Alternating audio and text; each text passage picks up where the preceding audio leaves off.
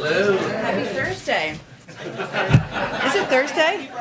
I said happy Thursday. Well, I was going to say, I did hear it was Steve Holland's 29th birthday. So happy 29th birthday. I am a terrible singer, but I am willing to lead a song here if you are all game. Is this a good day to ask for an interview with the president? It may be. It may be. Who's with me? Someone here has a good voice. Happy birthday to you. Happy birthday to you. Happy birthday, dear Steve. Happy birthday to you. All right.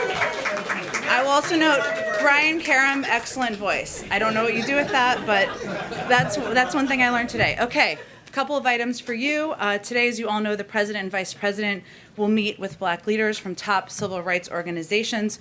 We are about to put out the list of these names if they are not already in your inbox, but that is happening this afternoon. We'll have a readout. We also expect a number of them will go out to the stakeout after the meeting. Later today, Vice President Harris will also deliver remarks at Howard University on how the Democratic National Committee is expanding their I Will Vote campaign, for which the DNC can give you additional specifics. As the president has been emphatic since before taking office, our constitutional rights are on the line because state legislatures have forced through a wave of anti-voter laws based on the same repeatedly disproven lies that led to an assault on our nation's capital and one of the darkest days in the history of American democracy. So the meeting today, the Vice President's event, are part of our ongoing effort to elevate this issue, to work with every lever of the federal government. Also wanted to note, as you may have noticed, we've been doing kind of a daily announcement about our competition executive order. So the new announcement that went out today focuses on saving American businesses money on shipping costs. In turn, that will lower prices for American consumers. A lot of American companies rely on railroads to ship their goods domestically and ocean carriers to ship their goods internationally. And both of these industries have grown more concentrated over time. Many freight routes are monopolized because they're served by a single railroad. 3 foreign-owned shipping alliances now control more than 80% of the market. I did not know that. I'm learning something new every day with the competition EOs, which I appreciate. That concentration has contributed to a spike in shipping costs and fees during the pandemic. For example, the index price to ship one container has gone up 8-fold, and shipping container companies have charged companies massive fees while their goods sit at ports. So this executive order takes several steps to address these problems. On international shipping, the executive order calls on the Federal Maritime Commission to crack down on unjust and unreasonable fees and work with the Justice Department to investigate and punish anti-competitive conduct. And on domestic freight railroad, the executive order urges the Surface Transportation Board to allow shippers to more easily challenge inflated rates when there is no competition between routes. Finally, today we also have more doses that are going out to the world. We will ship 500,000 doses of the Pfizer vaccine to Uruguay and 1.4 million doses of Johnson & Johnson vaccine to Afghanistan. In the coming days, we will complete the entire 3 million shipment of J&J doses to Afghanistan, something the president also mentioned in his remarks today. Zeke, why don't you kick us off? Thanks, Jen. Yesterday, the president said he would know more today about what he would do in response to Russian ransomware attacks on U.S. entities. What does he plan on doing? Well, first, Zeke, I think what he intended to convey is that he's continuing to be updated by his team on a regular and near daily basis. And certainly when they have new information to provide, they provide that to him. So we are continuing to gather details on if this incident occurred with the knowledge or approval of the Russian government. That's what we're really digging into at this point in time. And while the intelligence community has not yet attributed the attack, and we still don't have new information on the attribution as of today, the cyber community, security community agrees that the criminal group, REvil, that we've talked about a bit in here, operates out of Russia with affiliates around the world. We've been in touch at a high level, as you all know, with high-level Russian authorities, and counterparts, I should say, regarding this incident, and we've continued to send a clear message.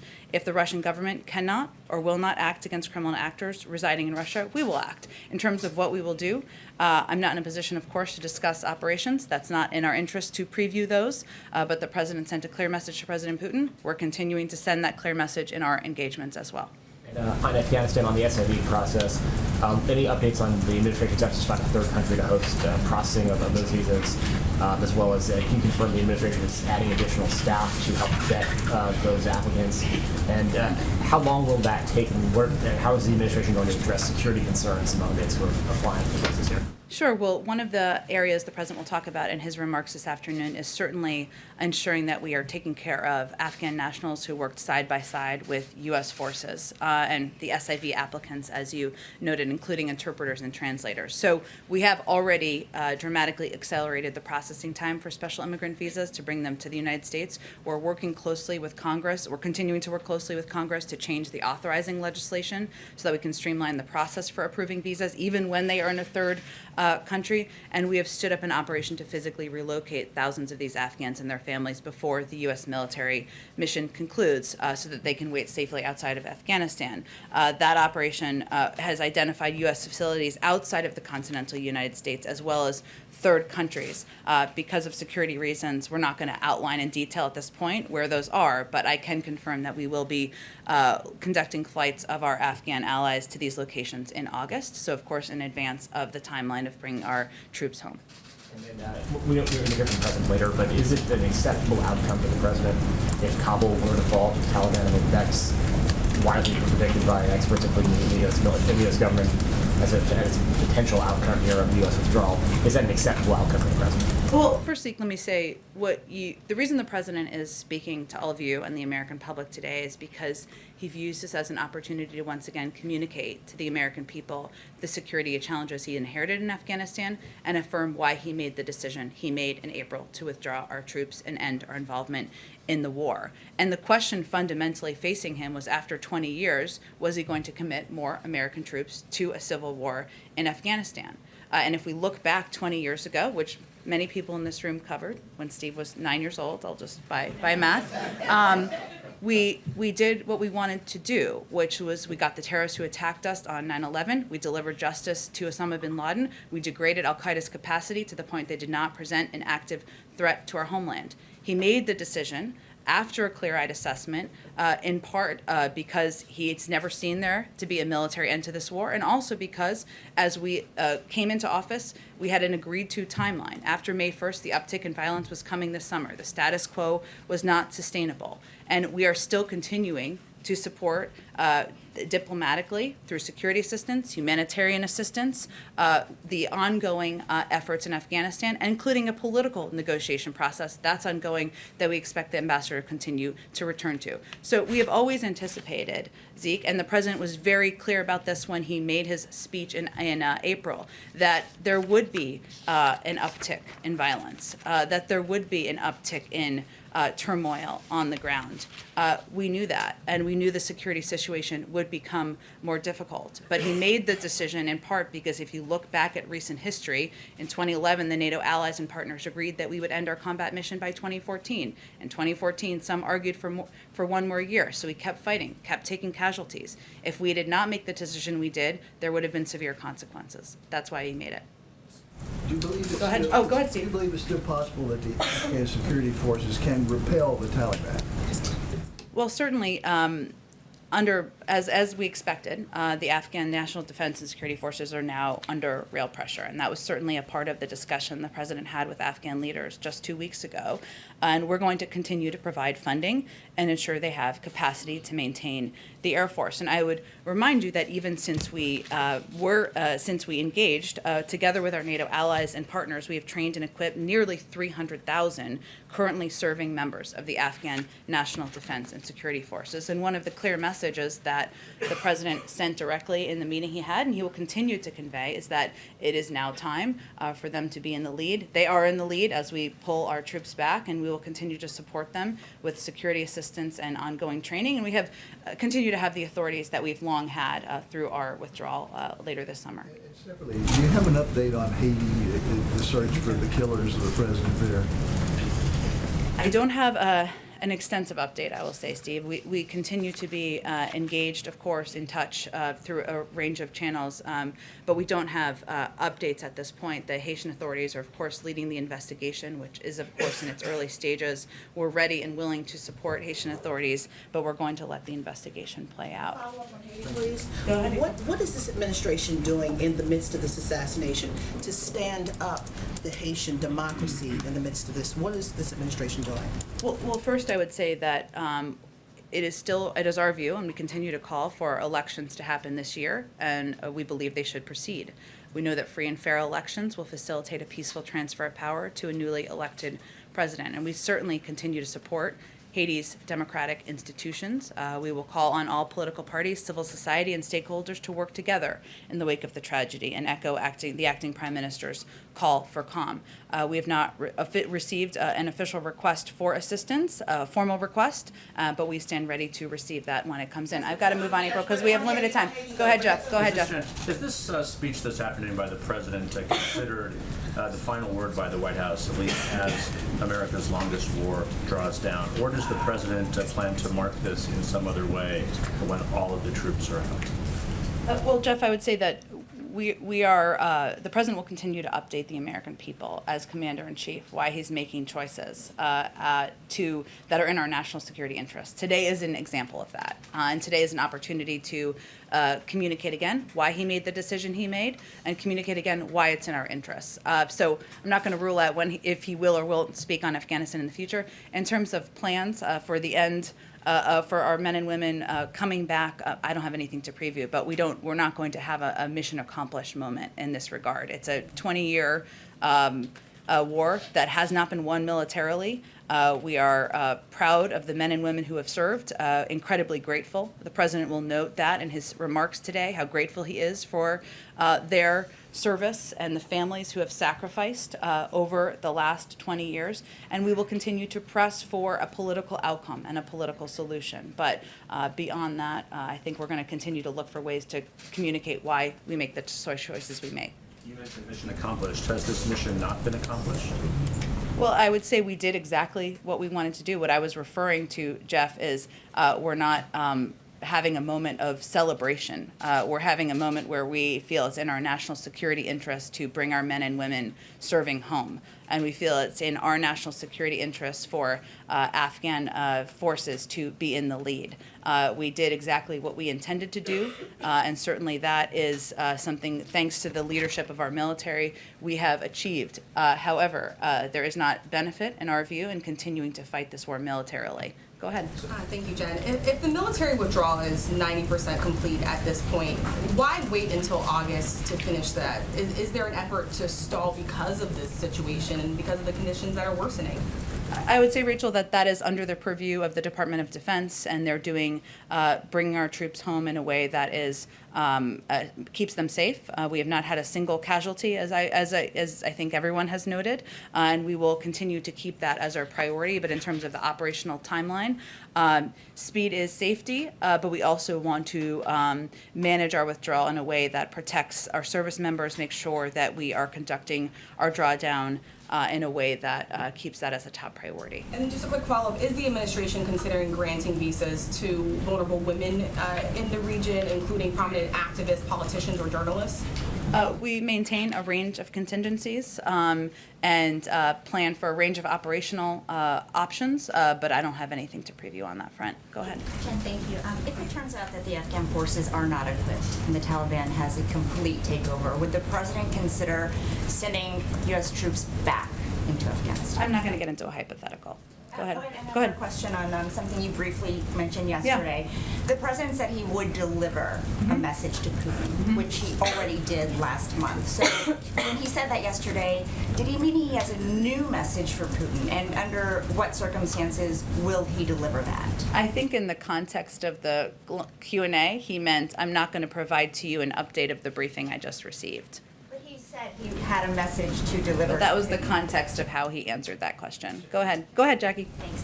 Thanks, Jen. On ransomware, in terms of the Casilla hack, does the administration consider this to be an escalation, given that it didn't attack one entity but hundreds of entities? And does the U.S. consider it to be critical infrastructure in any way, given how it hampered transactions for grocery stores and that kind of thing? Sure. Well, first I would say critical infrastructure, broadly speaking, would perhaps take out an entire economic sector in the country. But that doesn't mean we don't take every cyber attack, every ransom attack incredibly seriously. And as it relates to the impact here, or how we're evaluating it, I should say, there has been an escalation of ransomware attacks over the course of the last several years. It's been a growing and escalating problem that even predates President Biden. And it's not just the United States, it's something that's happening around the world. So we know it's not going to be turned off with a light switch. It's not an up and down. We know that this needs to be ongoing engagement. We'll have to assess over 6 months and 12 months what our success looks like. So that's how we're looking at our impact as it relates to the cyber threats. And then in the conversation with Russia about enforcing this red line that the president drew at the summit, what concrete asks have we made of Russia in terms of cracking down on actors that are within that state and clearly are attacking our companies here? Sure. I would say the president hasn't minced words, and should he speak with President Putin again, to Wisha's question, he will convey the same message, which is if you do not take action to crack down on criminal actors in your country, even if the government didn't know, we will. We reserve that option too, and that continues to be his clear message. Is there a timeline though on that? Have we given Russia 2 weeks to do something? I'm not going to preview that for you all. And then I want to go to the meeting yesterday between the Chicago mayor and the president. Can you talk at all about the request that she made of the administration in order to crack down on crime in that city? There was a report that she requested federal support. Did that involve troop presence in any way? I don't have any summary of the conversation in that regard. I don't know if that's something they've read out from their end. From our end, what the president conveyed to Mayor Lightfoot is that he will continue to work with her in partnership and work with cities around the country to address the rise of violence, and specifically the rise of gun violence is predominantly the driver in Chicago. He also reiterated that, as the Department of Justice had announced just a few weeks ago, Chicago is one of the cities that will be a beneficiary of these groups that will go and help directly crack down on combating drug violence and gun violence and gun trafficking, something that we're doing in about half a dozen cities across the country. And he also reiterated his continued efforts at the federal level to crack down on the illegal passing of guns. So there has been a great deal of funding that has been provided already to the city of Chicago, Cook County specifically, and certainly some of that can be used to address crime as well. How is the DOJ's strike force going to specifically interrupt the networks that are trafficking these guns? They're going to work directly with the city. They're doing them. We're doing these strike forces in about 5 cities around the country, and they want to work directly with them to use legal authorities to crack down on illegal gun trafficking and work in partnership with law enforcement authorities in the cities and add that additional heft and resources. And lastly, is there any push to fund more efforts to equip police departments? There's the White House position was that Republicans defunded police. Obviously, the Biden administration has talked a lot about the budget proposal for the cops program, but there's been some pressure that the administration hasn't vocally enough talked about this spike in crime. Well, I would say the president gave an entire speech on it and will continue to speak about what he's doing. A big driver of the rise in crime is gun violence, a personal passion of his for decades.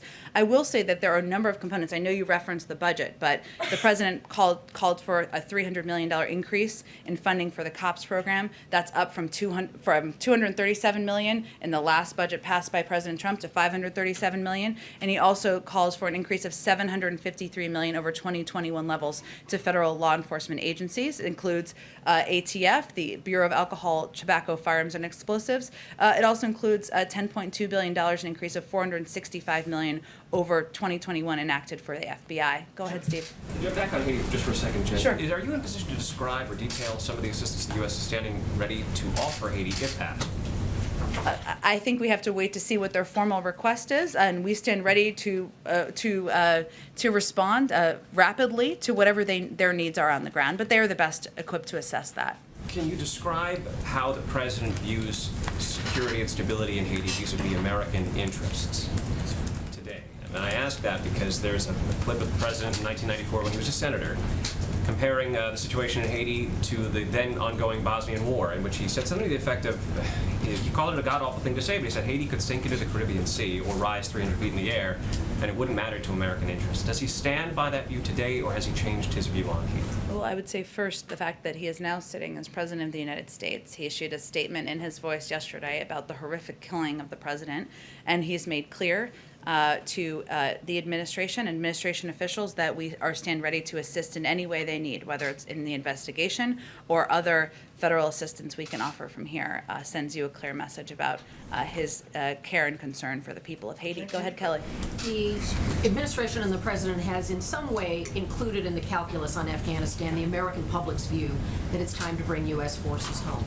Is the president believing that the American people would be satisfied with Kabul falling, with threat to women and children there, and with some ill-defined numbers about how many of the Afghan interpreters, translators, support are able to be removed safely from the country? Does the president feel the American people factored those risks in to that judgment about bringing troops home?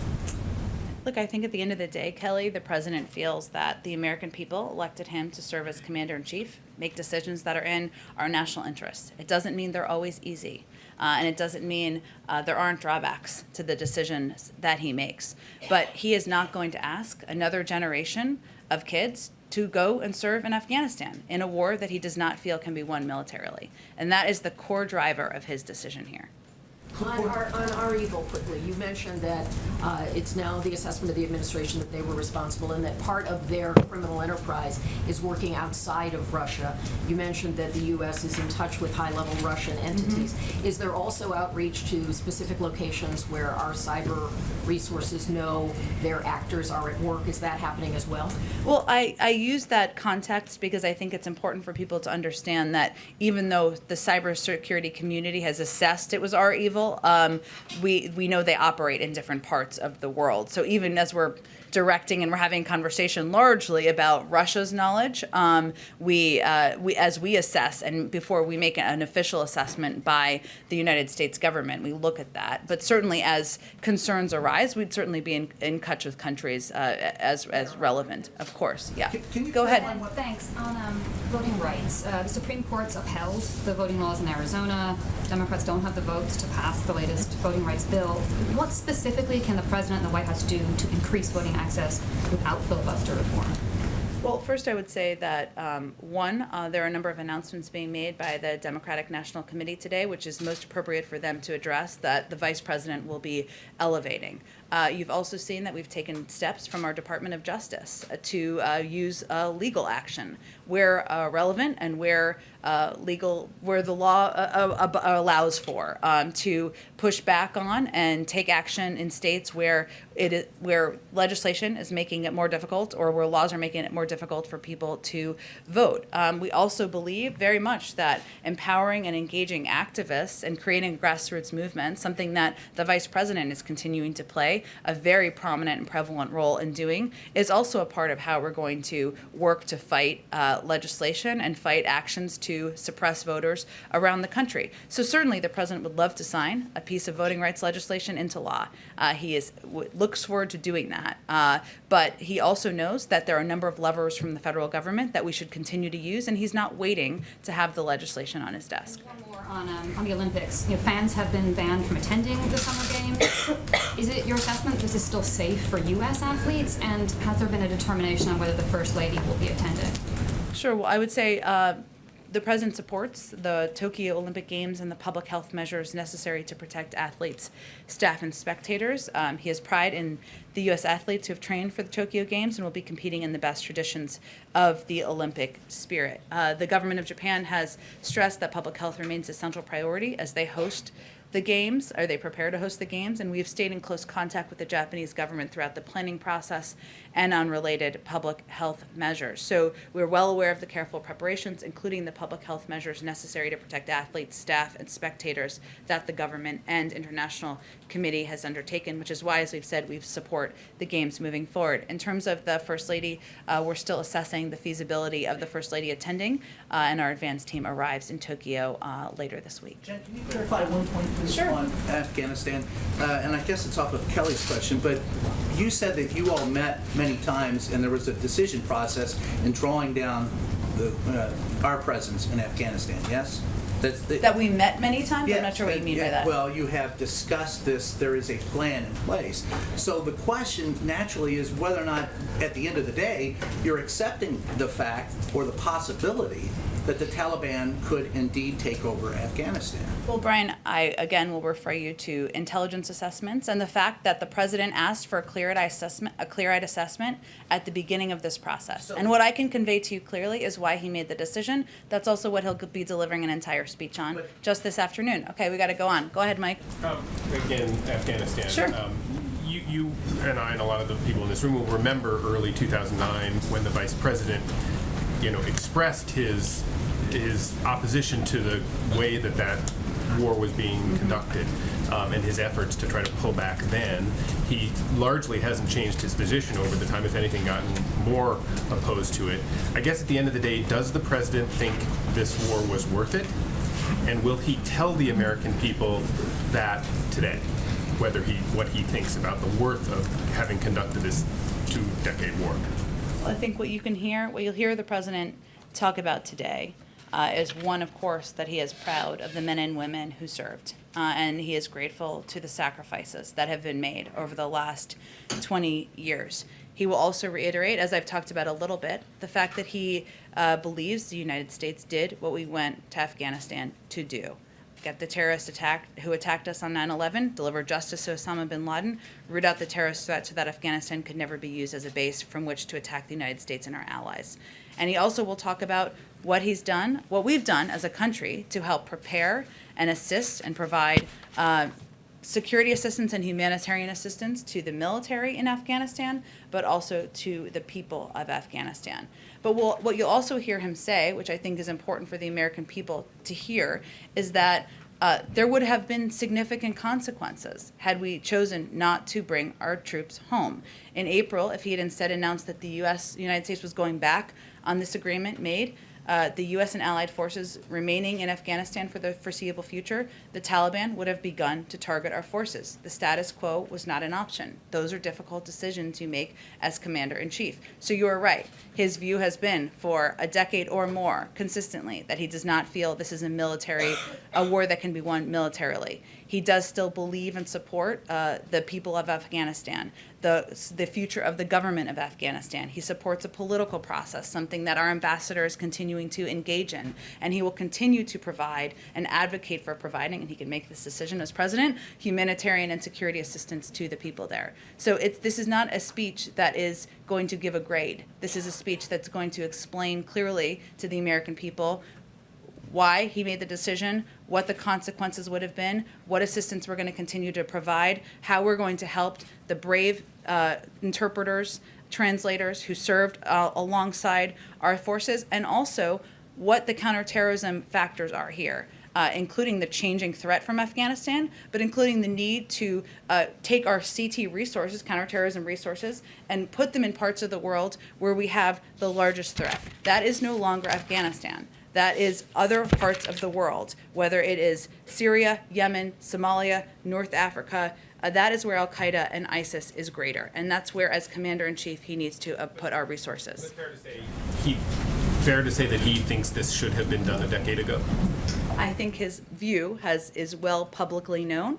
But again, he has made the decision because he is now president, and he assessed what is in our national security interests. Go ahead. Yeah, shifting gears to a different topic. A USA Today investigation published yesterday revealed that the FBI played a role in locating Princess Latifa of Dubai just before a yacht was raided in the Indian Ocean in 2018. The capture of the princess has outraged human rights activists, given the accounts that she was trying to flee her father's oppressive rule. Two questions: was the FBI assistance appropriate, and does it raise concerns that the assistance, even if provided unwittingly, forced Latifa's return to the family she sought to flee? I understand your question. I'm just not going to have anything to offer you from here, so I'd refer you to the FBI. And one other question: multiple media outlets, including Politico, ABC, reported yesterday that the White House is seeking to have the bipartisan infrastructure plan on the Senate floor as early as next week. Can you confirm that timeline as being the one sought by the White House right now? Sure. Well, as Leader Schumer has said, he wants to move on both the bipartisan plan and the budget reconciliation resolution, or we're now calling the Build Back Better plan, during the upcoming July-August Senate session. So our understanding is that the process could begin as early as the week of July 19th, given that committees are still finalizing legislative text for both the budget resolution and the bipartisan bill. We, of course, support and would like to see it move forward as quickly as possible, but it would be a mistake to think of July 19th as anything more than the opening of a window, not a deadline. Jen? Go ahead. Thanks, Jen. Two questions. One, Al Sharpton said earlier this morning that he and other civil rights leaders would press President Biden to do more than just put boots on the ground for voting rights, that he'd push for a legislative solution and one that works through or around the filibuster. What does the president plan to say in response? Well, we'll wait for the meeting to take place, and then they'll come out to the stakeout. But I will tell you, the president agrees that that a federal legislation is an important part of protecting voting rights and people's right to vote, which is a fundamental right in this country. He agrees with that. He also believes there's a range of levers that can be used from the federal government concurrently, and then he's not going to wait either, even as federal legislation, even as we're determining what the path forward looks like. But we'll see how the meeting goes, and certainly that will be a central topic. One more question. Sure. Does the White House worry that elevating voting rights to a Democratic issue, a Democratic platform issue, will give Republicans more fodder to make partisan attacks against voting rights? No. Go ahead, Ozma. If I can piggyback off Michael's Sure. question, with the benefit of hindsight, does the president feel that the war with Afghanistan was worth it? Again, I think it's important for people to understand that as President of the United States, he's not here to give grades. He's here to provide context to the American people on why he made the decision he made to bring men and women home from serving, why it's in our national interests, our counterterrorism interests, and the interests of our positions around the world. I understand why you all are asking the question, but I think this issue, the complexity of this issue over 20 years, deserves more context than that. And one quick follow-up. Will there or are there consequences for the Taliban in terms of just the encroachments that they have been making in the country? Consequences from the United States? Well, I would say that right now what we're supporting is a political process, and one where we are hopeful that that can move forward to have a more lasting solution and bring peace and prosperity to the country over the long term. So that means engaging with the Taliban as a sort of... Well, as you know, we have an ambassador who is engaging or playing a role in these negotiations. Ultimately, it's of course between the Afghans and members of the Taliban, but we are engaged and supportive of that political process. Go ahead. Oh, go ahead, Nancy. Thanks. Shortly after the company Didi was listed on the New York Stock Exchange, China blocked the app, resulting in it plummeting in value and American investors losing money. Does this concern the president? And more broadly, does the president agree that regulators should block companies that do not adhere to U.S. auditing regulations from IPOs? Well, I'm not going to comment on this specific company from here, or speak to actions that could be taken independently by the SEC. Broadly, the U.S. will continue to ensure we remain the destination of choice for investors and companies seeking investments around the world, and always protecting Americans' data and our national security. We do think it's essential that all companies that list in the U.S. adhere to high standards of transparency and disclosure, and welcome companies that meet those standards. But beyond that, I'm not going to have additional. Go ahead. Yeah, go ahead, Nancy. On COVID, when will the White House make a decision on reopening travel to certain nations, and what will it be based on? Will it be based on vaccine thresholds, or there's a certain country that you want to open travel to first? Well, as you know, Nancy, there are working groups that are currently engaged and in touch about the criteria that will need to be met in order to reopen. We certainly understand and know that this is a point of frustration for a lot of people around the world, including people who are separated from their family members. We put these working groups together so they could work together directly to assess what the criteria should be on when the travel can be reopened. Go ahead. It's now recognizing Claude Joseph as the leader of Haiti. We recognize the democratic institutions of Haiti, and we are going to continue to work with them directly. But we have been calling for elections this year, and we support those proceedings. Do you think those elections should be delayed from September? We believe they should proceed this year. Has the president reached out to the interim prime minister? Has he reached out, or does he plan to reach out? I don't have any calls that he has not reached out. I don't have any calls to preview for you, no. Go ahead, Rachel. The president's reference to door-to-door campaigns for vaccines sparked kind of a backlash. You know, Missouri's governor is saying he doesn't want that, and Republican lawmakers saying basically stay off our lawns. Can you say who is doing the door knocking and where? Sure. Well, let me first say that this has been ongoing since April, and the best people to talk about vaccinations are local trusted messengers, doctors, faith leaders, community leaders. Do you have something, April, you want to share with the group? Okay. So those are the people who are the trusted messengers around the country, and we believe that we need to empower these individuals to continue to work in communities to make sure people know that these vaccines are safe, that they can save lives. And so these are grassroots voices across the country. They are not members of the government. They are not federal government employees. They are volunteers. They are clergy. They are trusted voices in communities who are playing this role in door knocking.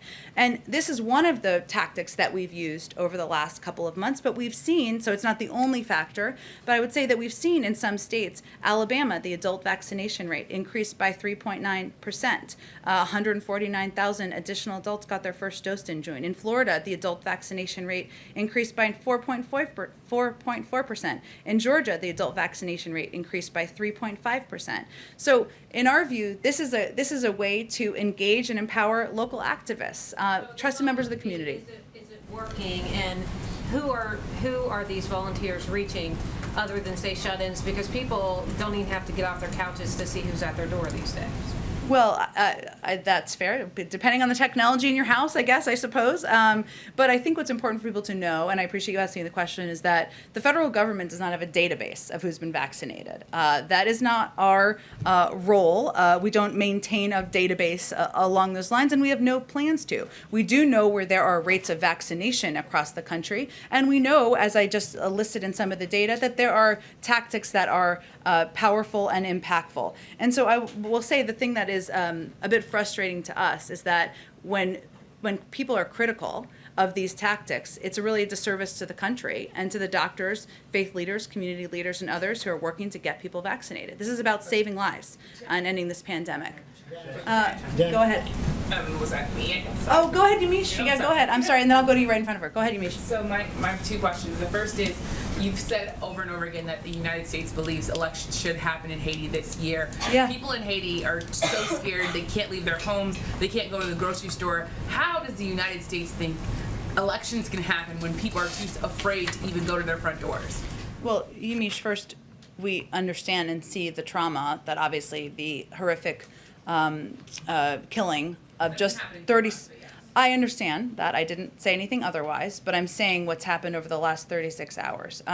We, again, stand ready to provide support, provide assistance in any way that is formally requested by the government there. We're looking forward to hearing from them on what they would request and how we can help them through this period of time. And we called for an election this year, or we're continuing to call for one, because we feel that supporting democratic institutions, the democratic process, is something that would be in the interest of the people of Haiti. That's why we're advocating for it. We stand by to provide assistance, to provide help in any way possible, as we long have even before yesterday. And the people of of Haiti, including human rights activists, clergy members on the ground, they've been saying over and over again for months now that elections aren't possible. I've talked to people specifically who say that they're disappointed in the president's stance on Haiti, that they see him as continuing failed policies that go back to his predecessor, former President Trump.